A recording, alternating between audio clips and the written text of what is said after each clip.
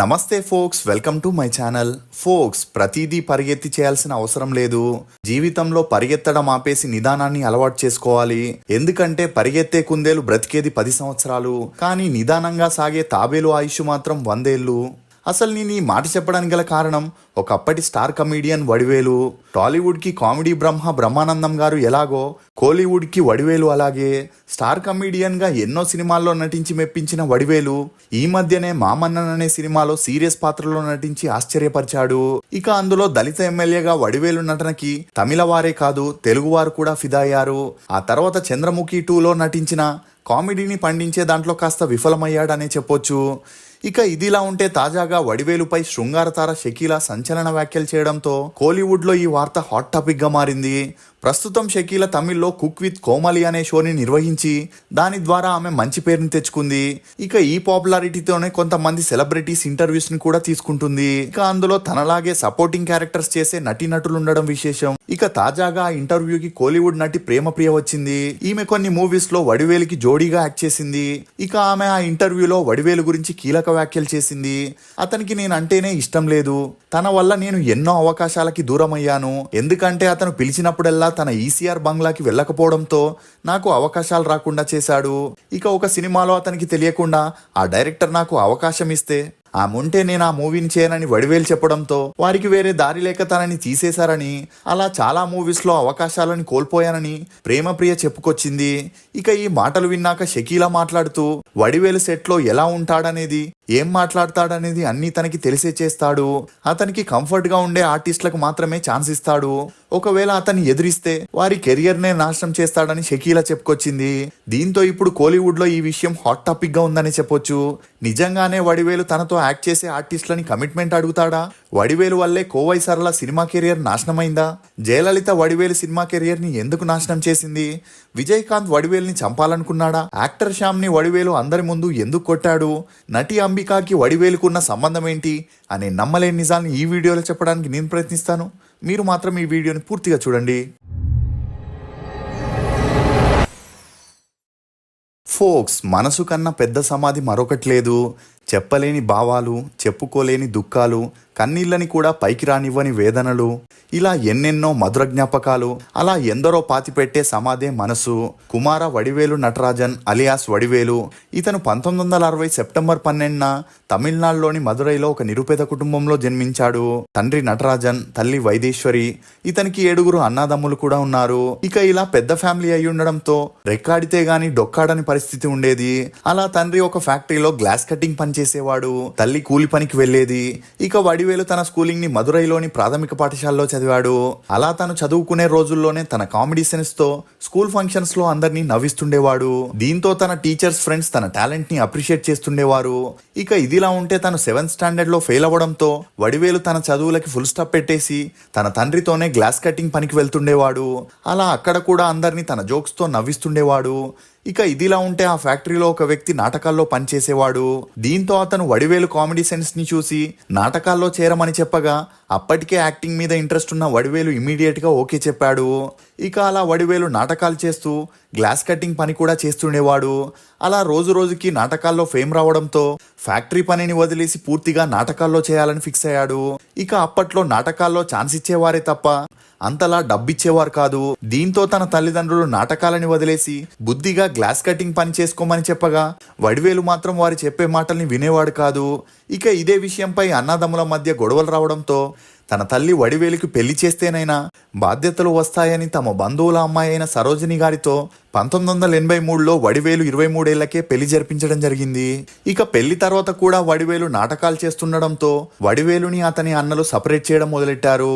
ఇక ఇదిలా ఉన్నప్పుడే తన తండ్రి చాలా సంవత్సరాల నుండి గ్లాస్ కటింగ్ పని చేయడంతో ఆ డస్ట్ తన లోపలికి వెళ్లి ఆరోగ్యం పూర్తిగా దెబ్బతినింది. ఇక అలా హాస్పిటల్లో చెక్ చేసిన డాక్టర్స్ ఆపరేషన్ చేయాలని, అందుకు అక్షరాల ₹1,00,000 దాకా ఖర్చు అవుతుందని చెప్పగా వడివేలు తనకి తెలిసిన ఫ్రెండ్స్ ని, నాటకాల కంపెనీ ఓనర్స్ ని అడిగినా ఎవరు ఇవ్వలేదు.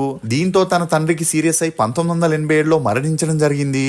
ఇక డబ్బు లేకపోవడంతోనే తండ్రిని కోల్పోయానని, ఎలాగైనా బాగా డబ్బు సంపాదించాలని వడివేలు డిసైడ్ అయ్యాడు. కానీ తనకి ఎలా సంపాదించాలో తెలిసేది కాదు. ఇక ఇలా ఉన్నప్పుడే వడివేలుకి సుబ్రహ్మణ్యం, మనోజ్ అనే 2 అబ్బాయిలు, కావ్య అనే కూతురు కూడా పుట్టింది. ఇక మరోవైపు నాటకాల్లో కూడా ఛాన్సులు తగ్గడంతో వడివేలుకి ఇన్కమ్ తగ్గుతూ వచ్చింది. దీంతో తను సినిమాల్లో ట్రై చేయాలనుకున్నాడు. కానీ అందులోకి ఎలా వెళ్లాలో తెలిసేది కాదు. ఇక ఇలా ఉన్నప్పుడే అప్పట్లో సినిమా అవుట్డోర్ షూటింగ్స్ని ఎక్కువగా మదురైలోనే చేసేవారు.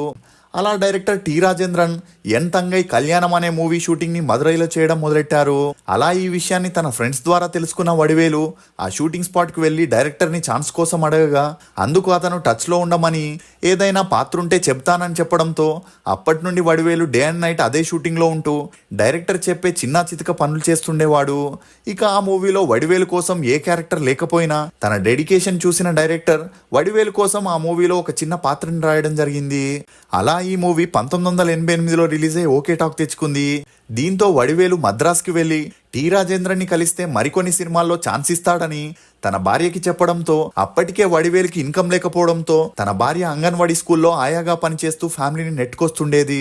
ఇక అలా భర్త మద్రాస్కి వెళ్తా అని చెప్పడంతో తన శాలరీలో కొంత డబ్బుని కూడబెట్టింది. అలా వడివేలు మద్రాస్కి వెళ్ళడానికి 100 రూపాయలు ఇచ్చి పంపించింది. ఇక బస్సులో వెళితే డబ్బంతా ఖర్చు అవుతుందని వడివేలు లారీలను లిఫ్ట్ అడిగి వెళ్లాలని ప్లాన్ చేశాడు. ఇక అలా ఒక లారీని ఆపగా ఆ డ్రైవర్ తన పక్కన కూర్చోవాలంటే 20 రూపాయలు అవుతుందని, వెనకాల లగేజ్ తో కూర్చుంటే 10 రూపాయలు అవుతుందనగానే వడివేలు 10 రూపాయలని సేవ్ చేయాలని వెనక లగేజ్ మీద కూర్చోవడం జరిగింది. ఇక అలా వడివేలు జర్నీలో నిద్రపోయాడు. దీంతో తన చొక్కా జేబులో ఉన్న 100 రూపాయలు గాలికి కొట్టుకుపోవడం జరిగింది. ఇక అలా చెన్నైలో దిగగానే లారీ డ్రైవర్ వడివేలుని డబ్బునివ్వమని అడగగా అందుకు వడివేలు జరిగిన విషయం చెప్పడంతో పాటు తన ఫ్యామిలీ ప్రాబ్లమ్స్ కూడా చెప్పడం జరిగింది. దీంతో ఆ డ్రైవర్కి వడివేలు మీద సింపతి కలిగి తనకి కడుపు నిండా భోజనం పెట్టించి ఖర్చులకి 10 రూపాయలు ఇవ్వడం జరిగింది. ఇక అలా టి రాజేంద్రన్ ఆఫీస్కి వెళ్ళిన వడివేలుకి రాజేంద్రన్ ఆఫీస్ బాయ్గా పనివ్వడం జరిగింది. అలా 2 సంవత్సరాలు పనిచేసిన అప్పటికే 30 ఏళ్లున్న వడివేలుకి తన ఫ్యూచర్ మీద భయం ఏర్పడింది. ఇక ఇలా ఇక్కడే ఉంటే పని అవ్వదని వడివేలు ఆ ఆఫీస్ నుండి బయటకు వచ్చేసి తనే సొంతంగా ట్రై చేయడం మొదలెట్టాడు. ఇక ఇదిలా ఉంటే అప్పట్లో తమిళ ఇండస్ట్రీలో సెందిల్ గౌండమణి కాంబినేషన్లో వచ్చిన ఎక్కువ మూవీస్ హిట్ అవ్వడంతో ప్రతి ఒక్క మూవీలోనూ వీరిద్దరినే క్యాస్ట్ చేసేవారు. ఇక ఇలా ఉన్నప్పుడే రాజ్ కిరణ్ అనే ఒక అతను తనే ప్రొడ్యూసర్గా, హీరోగా, మీనా హీరోయిన్గా ఎన్ రాసవిన్ మనసిలే అనే మూవీని ప్లాన్ చేశాడు.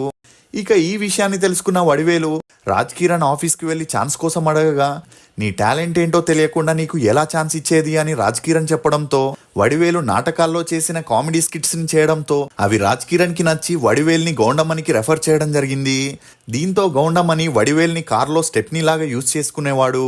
అంటే అవసరం ఉంటేనే వడివేలుకి ఛాన్స్ ఇస్తూ లేనప్పుడు అసిస్టెంట్గా యూజ్ చేసుకునేవాడు. ఇక అలా ఎన్ రాసవిన్ మనసులే అనే మూవీ 1991లో రిలీజ్ అయి హిట్ అయినా వడివేలుకి మాత్రం అంతలా గుర్తింపు రాలేదు. కానీ ఆ మూవీ డైరెక్టర్ అయిన కస్తూరి రాజాకి వడివేలు హార్డ్ వర్క్ నచ్చి ఆతావిన్ కోవిలై అనే మూవీలో చిన్న పాత్రనివ్వడం జరిగింది. ఇక ఆ తర్వాత వడివేలు హీరో విజయకాంత్ చేసిన చిన్న కౌండర్ అనే మూవీలో చేయగా తన పాత్రకి మంచి గుర్తింపు రావడంతో పాటు విజయకాంత్తో మంచి స్నేహం ఏర్పడింది. అలా విజయకాంత్ వడివేలుని తన ఫ్రెండ్ సర్కిల్లో కూడా రెఫర్ చేయడం మొదలెట్టాడు. అలా ఆ తర్వాత వడివేలు శరత్ కుమార్తో ఇలవరసన్, కమల్ హాసన్తో సింగారవేలన్, కార్తిక్తో దైవవాక్కు అనే మూవీస్ చేస్తూ విజయకాంత్తో కోవిల్ కాలై, ఎలైజాతి, సక్కరై దేవన్, కిలుకు చీమ ఇలే అని 25 సినిమాల్లో కలిసి యాక్ట్ చేయడం జరిగింది. దీంతో గౌండమణి, సెందిల్ డేట్స్ లేనప్పుడు వారి బడ్జెట్ ని తట్టుకోలేని ప్రొడ్యూసర్స్, డైరెక్టర్స్ వడివేలుని క్యాస్ట్ చేయడం మొదలెట్టారు. అలా వడివేలు నిదానంగా సోలో కమిడియన్ గా ఎదుగుతూ వచ్చాడు. ఇక ఫీమేల్ కమిడియన్స్ లో కోవై సరళకి మంచి క్రేజ్ ఉండేది.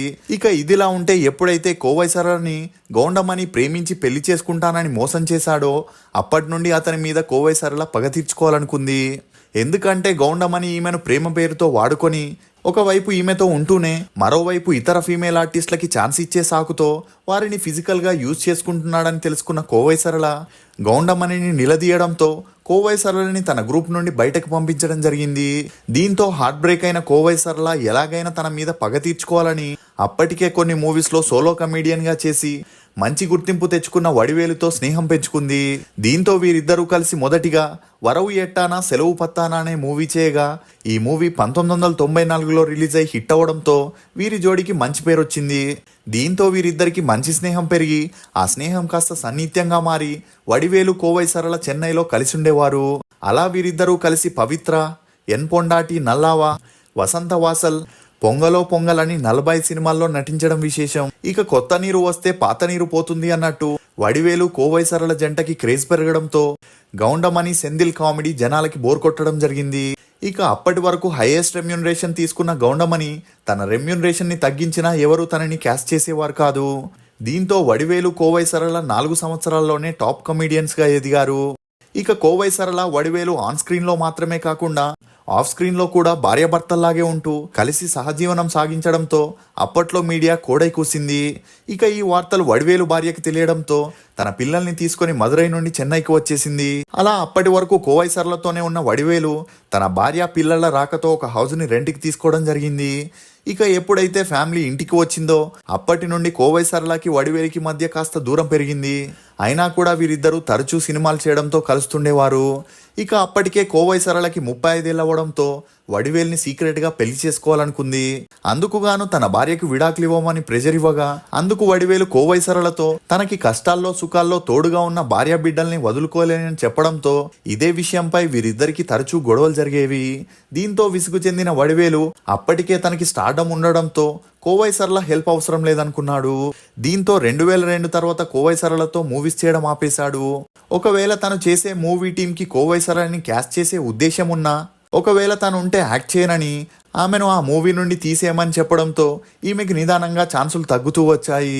ఇక ఆ తర్వాత కోవై సరళకి తమిళ్లో ఛాన్సులు తగ్గడంతో పాటు వడివేలు కూడా తనకి సపోర్ట్ చేయకపోవడంతో కోవై సరళ చెన్నైని వదిలి హైదరాబాద్కి వచ్చి తెలుగు సినిమాలు చేయడం మొదలెట్టింది. అయినా ఇదంతా పట్టించుకొని వడివేలు తన పని తాను చేసుకుంటుండేవాడు. ఇక అలా విజయకాంత్ సపోర్ట్తో తన ఇంటి పక్కనే సాలిగ్రామం అనే ఏరియాలో వడివేలు ఒక ఇల్లుని కొనడం జరిగింది. అలా సినిమాల్లో తనకి కాంపిటీషన్ లేకపోవడంతో అతి తక్కువ కాలంలోనే వడివేలు బాగా సంపాదించి ఆస్తులను కూడా కూడపెట్టాడు. ఇక ఇదిలా ఉంటే తనకి జోడీగా యాక్ట్ చేసే ప్రతి ఒక్క అమ్మాయితోనూ ఎఫ్ఐఆర్ పెట్టుకునేవాడు. అలా వారు ఎన్ని రోజులు తనకి సపోర్ట్ చేస్తే అన్ని రోజులు సినిమాల్లో వారికి ఛాన్స్ ఇచ్చేవాడు. ఇక అలా వడివేలు వలలో పడ్డ ఆ ఫేమస్ హీరోయిన్స్ ఆర్టిస్టులు ఎవరు?